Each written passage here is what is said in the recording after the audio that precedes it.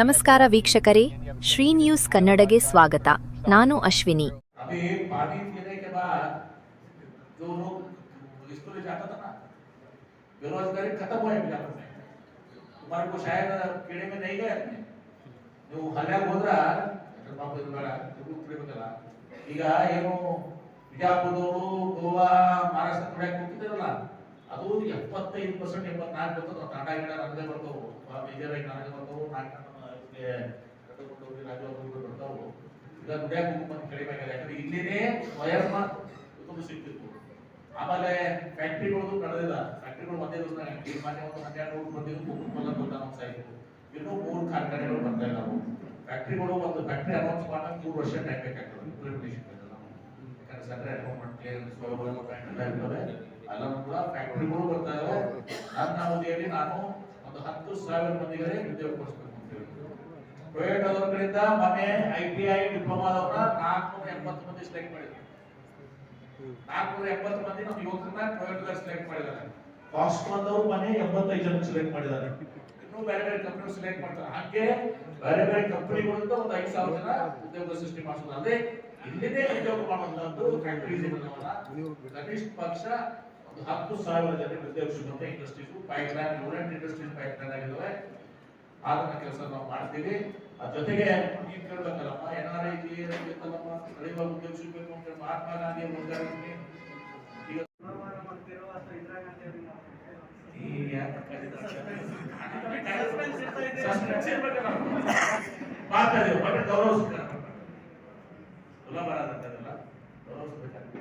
ಸೂಕ್ತ ಗೌರವ ಮಾಡಿ ಬಿಜಾಪುರವರು ಉದಯ ವಿಷಾದತೆ ಹೊಂದಿದ್ರು. ಇಂದಿರಾ ಗಾಂಧಿ ಅವರ ಮತ್ತು ಲಿಂಗಪ್ಪನವ್ರ ಬಂಗಾರ ಹೊಂದಿರೋರು.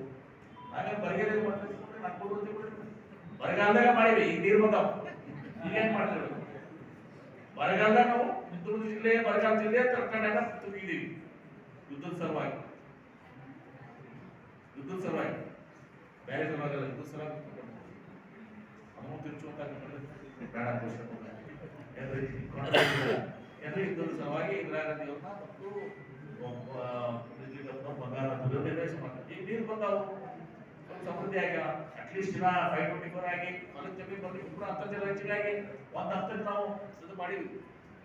ನೆಮ್ಮದಿಯಿಂದ ಅಲರೇನು ನೀರು ಜನ ಅದಕ್ಕೆ ಮತ್ತೆ ಸೂಕ್ತ ಮಾಡಿ ಟೈಮ್ ಮಾಡ್ತೀವಿ. ನಿಮ್ಮ ಇದಕ್ಕೆ ತಕ್ಕಂತೆ ಮಾಡ್ತೀವಿ. ನಾನು ಹೇಳಿದ್ದೀನಲ್ಲ, ಆಮೇಲೆ ಈಗ ಉಳಿದ ಎಲ್ಲ ಇಲಾಖೆಗಳ ಸಮಾಜ ಕಲ್ಯಾಣ ಇರ್ಬೋದು, ಸಮಾಜ ಕಲ್ಯಾಣ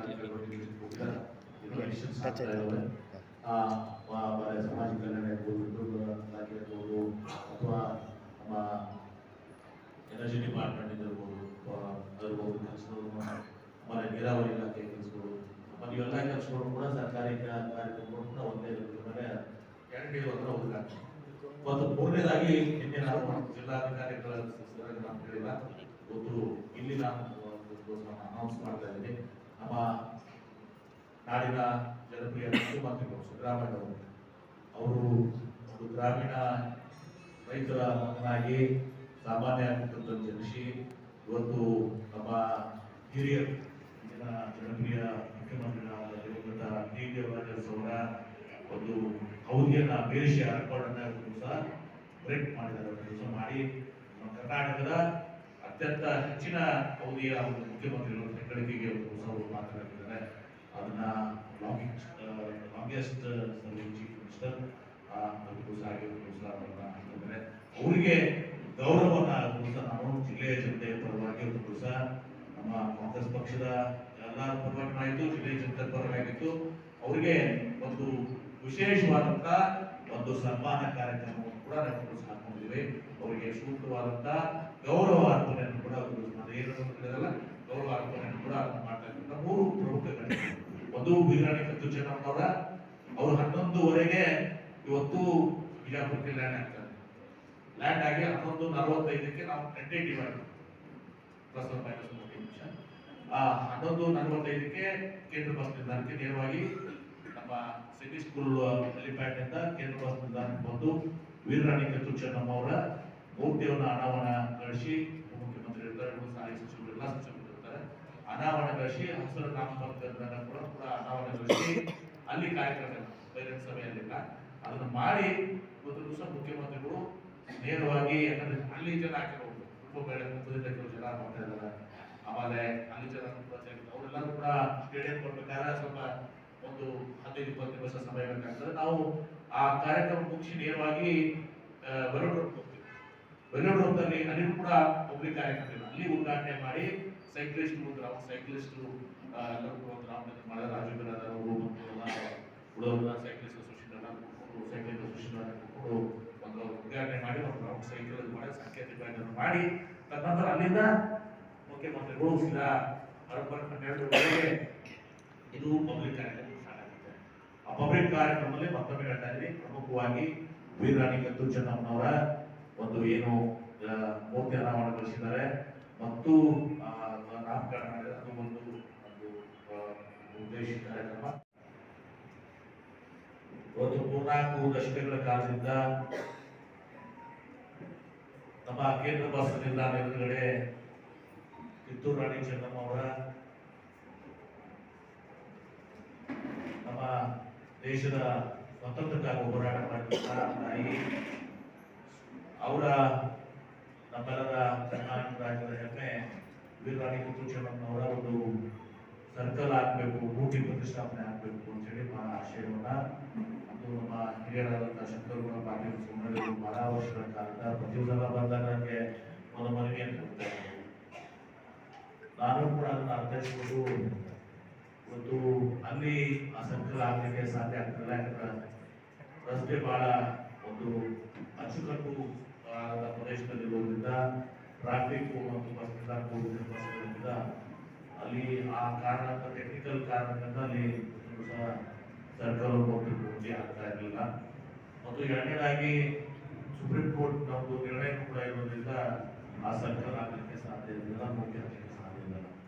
ಹೀಗಾಗಿ ಇವತ್ತು ನಾನು ಒಂದು ದಿವಸ ನಿರ್ಣಯ ಮಾಡಿ ಇವತ್ತು ಬಸ್ ಸ್ಟ್ಯಾಂಡ್ನಲ್ಲಿ ಕೇಂದ್ರ ಬಸ್ ನಿಲ್ದಾಣದಲ್ಲಿ ಆ ರಸ್ತೆಗೆ ಎದುರುಗಡೆ ರಾಣಿ ಚೆನ್ನಮ್ಮನವರ ಒಂದು ಮೂರ್ತಿ ಆಗಬೇಕು ಅಂತೇಳಿ ನಾನು ಪ್ರಸ್ತಾವನೆಯನ್ನ ಇವತ್ತು ಮುತುವರ್ಜಿ ವಹಿಸಿ ನಾನು ನಮ್ಮ ಏನು MD ಅವರ ಗುಲ್ಬರ್ಗ ನಮ್ಮ MD ಅವರಿಗೆ ಇದು ಮಾಡಿಸಿ ಅವರಿಂದ ಒಂದು ಆದೇಶವನ್ನ ಮಾಡಿ ಪ್ರಪೋಸಲ್ ಮಾಡಿ ಸರ್ಕಾರ ಕಳಿಸಿ ಇವತ್ತು ಒಂದು 60/40 60/40 ಒಂದು ಜಮೀನನ್ನ ಒಂದು ಹೊಸದನ್ನ ಮುಂದೆ ಎಲ್ಲ ಮುಖ್ಯಮಂತ್ರಿಗಳಿಗೆ ಎಲ್ಲ ಬೆಳೆ ಶಿಕ್ಷಣ ಕೊಡಿಸಿ ಅವರು ಮುಖ್ಯಮಂತ್ರಿಗಳಾದ ಸಿದ್ದರಾಮಯ್ಯ 2013 ಅವಧಿಯಲ್ಲಿ ಅವರು ಮತ್ತು ಕುಲಸಂಗಮ ಶ್ರೀಗಳು ಪಂಚಮಸಾಲಿ ಜನರು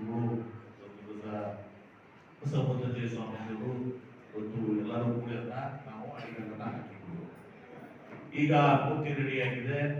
ಆ ಮೂರ್ತಿ ಅನಾವರಣಗೊಳಿಸುವಂತಹದ್ದು ಮತ್ತು ನಾನು ವಿಚಾರ ಮಾಡಿದೆ, ಇವತ್ತು ಮೂರ್ತಿ ವೀರರಾಣಿ ಚೆನ್ನಮ್ಮ ಅವರ ಮೂರ್ತಿ ಆಗಿದೆ, ಆ ಬಸ್ ಸ್ಟ್ಯಾಂಡ್ ಕೂಡ ಅವ್ರ ಹೆಸರಿಟ್ಟರೆ ಸೂಕ್ತ ಆಗ್ತದೆ ಅಂತ ತಿಳ್ಕೊಂಡು ನಾನು ಮುಖ್ಯಮಂತ್ರಿಗಳಿಗೆ ಹೇಳಿ ಆದೇಶ ಮಾಡಿಸಿದೆ. ಯಾಕಂದ್ರೆ ವೀರರಾಣಿ ಕಿತ್ತೂರು ಚೆನ್ನಮ್ಮ ಅವರ ಹೆಸರು ಇಟ್ಕೊಂಡು ನಾವು ಹಿಂದೆ ಬೇರೆ ಬಸ್ ಸ್ಟ್ಯಾಂಡಿಗೆ ಬೇರೆ ಹೆಸರು ಕೊಟ್ರೆ ಅದು ಸ್ವಲ್ಪ ಅಷ್ಟು ಸೂಕ್ತ ಆಗಲ್ಲ ಮತ್ತು ಅರ್ಥಪೂರ್ಣ ಆಗ್ತದೆ. ಸ್ಟ್ಯಾಚ್ಯೂ ಕೂಡ ಒಂದೇ ಹೆಸರನ್ನ ಬಸ್ ನಿಲ್ದಾಣ ಮಾಡಿದ್ರು ಅಂತ ಹೇಳಿ ತಿಳ್ಕೊಂಡು ಅವ್ರ ಹೆಸರನ್ನ ಬಹಳ ಮುಖ್ಯಮಂತ್ರಿಗಳು ಕೂಡ ಸಂತೋಷದಿಂದ ನನ್ನ ಇದ್ದಾರೆ ಆದೇಶವನ್ನು ಮಾಡಿ ನಾವು ಬಹಳ ವಿಶ್ವಾಸ ತಗೊಂಡು ಸಹ ನಾವನ್ನ ವೀರರಾಣಿ ಕಿತ್ತೂರು ಚೆನ್ನಮ್ಮ ಕೇಂದ್ರ ಬಸ್ ನಿಲ್ದಾಣ ಅಂತ ಹೇಳಿ ಮುಖ್ಯಮಂತ್ರಿಗಳು ಒಂದು ದಿವಸ ಈ ಎರಡೂ ಕಾರ್ಯಕ್ರಮಕ್ಕೆ ಮುಖ್ಯಮಂತ್ರಿಗಳು ಆಗಮಿಸಬೇಕಾಗಿತ್ತು. ಅದರ ಜೊತೆಗೆ ನಾವು ಸರ್ಕಾರದ ಕಾರ್ಯಕ್ರಮಗಳು ನಮ್ಮ ಪಂಚ ಗ್ಯಾರಂಟಿ ಯೋಜನೆಗಳಾಗಲಿ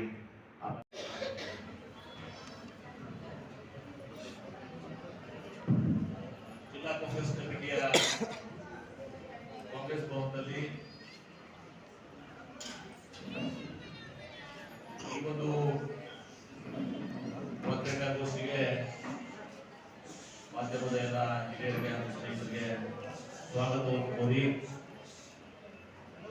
ಈ ಪತ್ರಿಕಾಗೋಷ್ಠಿಯಲ್ಲಿ ಜಿಲ್ಲಾ ಕಾಂಗ್ರೆಸ್ ಕಮಿಟಿಯ ಅಧ್ಯಕ್ಷ ಶ್ರೀ ಮಲ್ಲಿಕಾರ್ಜುನ ಖರ್ಗೆ ಅವರಿದ್ದಾರೆ, ಉಪಸ್ಥಿತರಾದ ಮಾಜಿ ಶಾಸಕರು ನಮ್ಮೆಲ್ಲರೂ ಹಿರಿಯರು ಹಾಗೂ ಮತ್ತಷ್ಟು ಸುದ್ದಿಗಾಗಿ ನೋಡ್ತಾ ಇರಿ ಶ್ರೀ ನ್ಯೂಸ್ ಕನ್ನಡ.